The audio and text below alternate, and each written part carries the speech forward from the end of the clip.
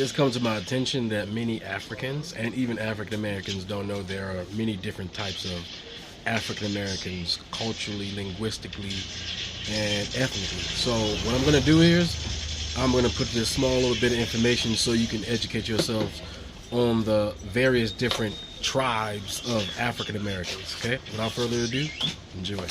Here are the various flags, subgroups, and languages of African Americans. First is African Americans. Our flag is the Black American Heritage Flag, which we've flown proudly since the 1960s, and our languages are English, Ebonics, and Tutnese. Next are Louisiana Creoles of South Louisiana, whose ancestry consists of African, Native, and French heritage. They also speak Louisiana Creole or Corrieveni, which is a French-based Creole pidgin language. Next are the Gullah Geechee people, who reside in the Low Country region of South Carolina and Georgia in the United States. They speak Gullah, which is an English-based Creole pidgin language, and a Creole or pidgin language is a mixture of multiple languages or dialects that create one. Next are Samana Americans, who reside in the Samana region of the Dominican Republic. Many enslaved African Americans escaped to the Samana region of the Dominican Republic in order to escape slavery in the early 1800s. Throughout all these centuries, they still have maintained aspects of African American culture and even speak Samana English. A lot of these subgroups are the result of migrations to Canada, Mexico, and the Caribbean during slavery, which brings us to our next subgroup, Afro Novas or Black Nova Scotians. These were free and enslaved Africans that fled to the Nova Scotia region in Canada for multiple reasons. Some were Black loyalists during the American Revolution, some were Maroons from Jamaica trying to escape slavery, and some were enslaved African Americans who tried to escape slavery in the U.S. via the Underground Railroad. Nova Scotia saw a big influx of Black people during this time period, and there's still a high population of African Nova Scotians to this day. Next are the Afro Seminoles or Black Seminoles of Florida. These were enslaved African Americans that escaped from South Carolina and Georgia down to Florida for freedom.